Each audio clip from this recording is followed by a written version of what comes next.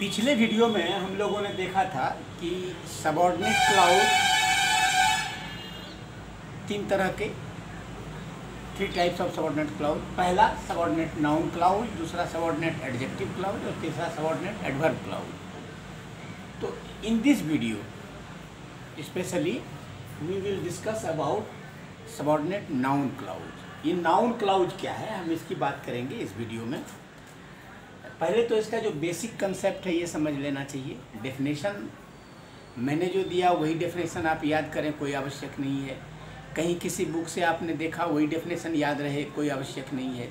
आप अपनी भाषा में उसको डिफाइन कर सकते हैं यदि आपको उसका कंसेप्ट बिल्कुल क्लियर रहेगा तो so it is must to clear the concept of the thing first. Noun clause होता क्या है? A clause that functions as a noun in the sentence is said a noun clause. I mean कि वह clause जो एक noun की तरह काम करता है, जिसका फंक्शन नाउन की तरह होता है सेंटेंस के अंदर, वो नाउन क्लाउज होता है। तो at first we have to know what are the functions of a noun. पिछले वीडियो में आपने देखा होगा कि नाउन के फंक्शंस 5 होते हैं। ये पहला होता है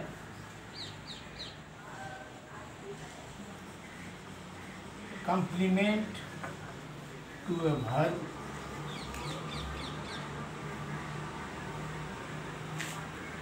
और 5वां होता है इन एपोजिशन ऑफ ए नाउन और प्रोनाउन। ये 5 फंक्शन है नाउन का। तो नाउन के जैसा काम करता है, कहने का मतलब कि जो काम नाउन करता है वही काम नाउन क्लाउज भी करता है। नाउन किसी सब्जेक्ट का, किसी वर्ब का सब्जेक्ट बन सकता है, तो नाउन क्लाउज भी किसी वर्ब का सब्जेक्ट बन सकता है। नाउन किसी वर्ब का ऑब्जेक्ट बनता है सेंटेंस में, तो नाउन क्लाउज भी किसी वर्ब का ऑब्जेक्ट बनता है। एक नाउन किसी प्रीपोजिशन का ऑब्जेक्ट होता है, नाउन क्लाउज भी किसी प्रीपोजिशन का ऑब्जेक्ट होगा, इसका मतलब है।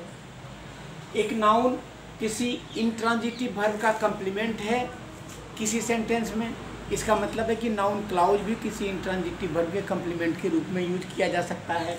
और द लास्ट, किसी नाउन या प्रोनाउन के एपोजिशन में कोई नाउन यूज होता है, तो नाउन क्लाउज भी किसी नाउन के एपोजिशन में यूज किया जा सकता है। अब one by one we will have to see all the uses of noun clause.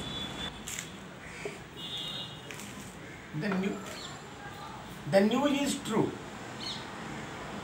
यहाँ पर इस सेंटेंस में the news नाउन है और इज वर्ब के लिए ये सब्जेक्ट का काम करता है। अब कोई नाउन क्लाउज यहाँ, अगर कोई क्लाउज यहाँ नाउन को रिप्लेस कर दें और कोई क्लाउज यहाँ डाल दें, तो वो भी नाउन के जैसा काम कर रहा है। जैसे देखिए, what he says is true. अब ये व्हाट ही से, देखिए इसका अपना सब्जेक्ट है, अपना फाइनाइट वर्ब है, ये क्लाउज है। इज वर्ब के लिए ये भी सब्जेक्ट का काम करता है, सब्जेक्टिव वर्ब। ये नाउन क्लाउज है। व्हाट ही सेज क्या होगा? नाउन क्लाउज होगा। अगर इसमें आपको क्लाउज को अलग करने की बात कही जाए तो आपको करना पड़ेगा कि इसका प्रिंसिपल क्लाउज होगा इट इज ट्रू, और इसका सबऑर्डिनेट क्लाउज होगा व्हाट ही सेज। तो ये what he says subordinate noun clause हुआ। क्यों? क्योंकि ये इज वर्ब के लिए सब्जेक्ट के रूप में यूज किया गया है। नेक्स्ट देखिए,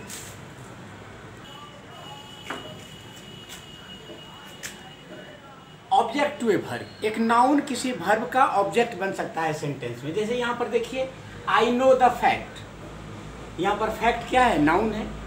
नो वर्ब का ऑब्जेक्ट है। I know English, I know him, ये नाउन या प्रोनाउन ऑब्जेक्ट बनता है। अगर इसको रिप्लेस कर दीजिए, यहाँ पर आप एक क्लाउज डाल दीजिए, तो वो क्लाउज का भी काम वही होगा जो नाउन का काम है, वो नाउन क्लाउज कहलाएगा। जैसे I know that he is innocent. यहाँ पर देखिए, दैट ही इज इनोसेंट, इसमें ही सब्जेक्ट, इज इनोसेंट इसका प्रेडिकेट। ये पूरा clause that he is innocent acts as a noun in the sentence. No verb का ऑब्जेक्ट बनकर ये क्लाउज यूज किया गया है। तो इसको जैसे ही नो वर्ब का ऑब्जेक्ट बनाया इस क्लाउज को, ये क्लाउज क्या हो गया, नाउन क्लाउज हो गया, object to a verb. Third, हम जानते हैं कि एक नाउन किसी प्रीपोजिशन के ऑब्जेक्ट के रूप में यूज करते हैं उसे सेंटेंस के अंदर। जैसे इस सेंटेंस में देखिए, I can't rely on the news, ये ऑन प्रीपोजिशन के ऑब्जेक्ट के रूप में द न्यूज आया है जो एक नाउन है। You should depend on your study, you should depend on your hard work. तो ये नाउन आता है। जैसे she is ashamed of her deeds, ये नाउन आता है। तो ये ऑफ, ऑन, टू इत्यादि जो प्रीपोजिशन है, इसके बाद जो नाउन आता है उस प्रीपोजिशन का ऑब्जेक्ट कहलाता है, जैसे पहले सेंटेंस में आप देख रहे हैं। लेकिन इस नाउन को रिप्लेस करके हमने इस जगह पर एक क्लाउज डाल दिया,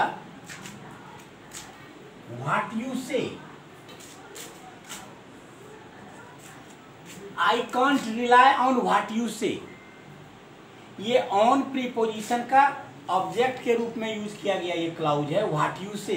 इसका देखिए अपना सब्जेक्ट है, अपना फाइनाइट वर्ब है, ये क्लाउज है। और चूंकि नाउन की तरह से नाउन की जगह पर आया है, नाउन को रिप्लेस करके इसको लाया गया है, ये क्लाउज क्या कहलाएगा, नाउन क्लाउज कहलाएगा। क्यों कहलाएगा, क्योंकि this very clause is used as an object to a preposition, ये किसी प्रीपोजिशन के ऑब्जेक्ट के रूप में यूज किया गया है। चौथा इसका है, चौथा है कंप्लीमेंट टू ए वर्ब, किसी इंट्रांजिटिव वर्ब का ऑब्जेक्ट नहीं होता है। You know very well that an intransitive verb doesn't contain any object, it contains a complement, a noun or a pronoun that completes the sense of the sentence, that is complement। वो noun या pronoun जो intransitive verb के बाद आता है उसका complement कहलाता है, क्योंकि ये उसके सेंस को, उसके मीनिंग को कंप्लीट करता है, इसी के लिए इसका यूज किया है। जैसे दिस इज, अगर इतना ही कहें तो मीनिंग, सेंस इसका इनकम्प्लीट रहता है, लेकिन जैसे ही अ बुक जोड़ देते हैं उसके साथ, दिस इज अ बुक, वो सेंस उसका कंप्लीट हो जाता है, इसलिए ये कंप्लीमेंट कहलाता है। तो इज वर्ब के लिए यहाँ पर बुक कंप्लीमेंट का काम करता है। इसको रिप्लेस कर दीजिए, इसको हटा दीजिए, इसकी जगह पर एक क्लाउज लाते हैं कि this is what I want. ये I subject, want finite verb, this is what I want. तो ये व्हाट आई वांट जो क्लाउज है ये नाउन क्लाउज है, क्योंकि ये इज वर्ब के लिए कंप्लीमेंट के रूप में यूज किया गया है। इस तरह से हमने देखा इसका चौथा यूज। पहला देखा इसका सब्जेक्ट टू ए वर्ब, दूसरा ऑब्जेक्ट टू ए वर्ब, तीसरा ऑब्जेक्ट टू ए प्रीपोजिशन, और ये चौथा है complement to an intransitive verb. अब now we will see the fifth, the last, in apposition, किसी नाउन या प्रोनाउन के एपोजिशन में। एपोजिशन का मतलब होता है कि in the presence of the same noun some other noun comes in its apposition to say something about it, to say something extra about it. यानी किसी नाउन की उपस्थिति में कोई दूसरा नाउन उसके बारे में कुछ अलग से बताने के लिए आता है सेंटेंस में। जैसे हम कहें, अगर एक सेंटेंस देखिए कि Narendra Modi the prime minister of our country, a great politician has come today. तो ये the great politician, the prime minister, ये जो नाउन आया, नरेंद्र मोदी एक पहले नाउन था, उसकी उपस्थिति में उसके अपोजिशन में आया। ठीक उसी प्रकार से the news that she failed is true, अगर इसको क्लाउज अलग करोगे आप तो द न्यूज इज ट्रू, इसका प्रिंसिपल क्लाउज है। और दैट शी फेल्ड, यहाँ पर देखिए सी इसका सब्जेक्ट है, फेल्ड इसका फाइनाइट वर्ब है। तो दैट सी फेल्ड जो है, ये न्यूज एक नाउन है जिसको कि ये क्वालिफाई कर रहा है। न्यूज एक नाउन है जिसके बारे में it adds to the meaning of the noun news, ये न्यूज के मीनिंग में कुछ अलग से जोड़ रहा है, तो ये एपोजिशन कहलाता है। तो ये पांचवा यूज है इसका कि इन एपोजिशन ऑफ ए नाउन, किसी नाउन के एपोजिशन में यूज किया जाता है। Life,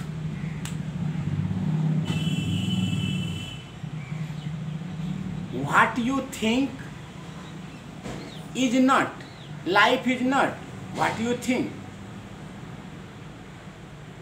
life is not like what you think. तो ये जो एक नाउन के अपोजिशन में दूसरा कोई नाउन नहीं आके नाउन क्लाउज आता है, यानी एक क्लाउज आता है, दैट शी फेल्ट, एक क्लाउज आया जो न्यूज को के अपोजिशन में आया है, न्यूज के बारे में अलग से कुछ कहता है, न्यूज के बारे में कुछ एक्स्ट्रा बताता है। न्यूज कैसा न्यूज, दैट शी फेल्ट, ये इसके अपोजिशन में आया है, तो इसको हम in opposition of a noun कहेंगे। और यहाँ पर इस सेंटेंस के लिए ये नाउन क्लाउज है। फिर नेक्स्ट वीडियो में हम लोग देखेंगे कि with the same word introduced different clauses, they can be from different kinds. एक ही वर्ड से इंट्रोड्यूस किया गया अलग अलग क्लाउज, अलग अलग काइंड के अलग अलग प्रकार के क्लाउज हो सकते हैं। वाई से कोई आवश्यक नहीं है कि वो एडजेक्टिव क्लाउज होगा या नाउन क्लाउज होगा। एक ही वाई से नाउन क्लाउज भी बन सकता है, एडजेक्टिव क्लाउज भी बन सकता है, एडवर्ब क्लाउज भी।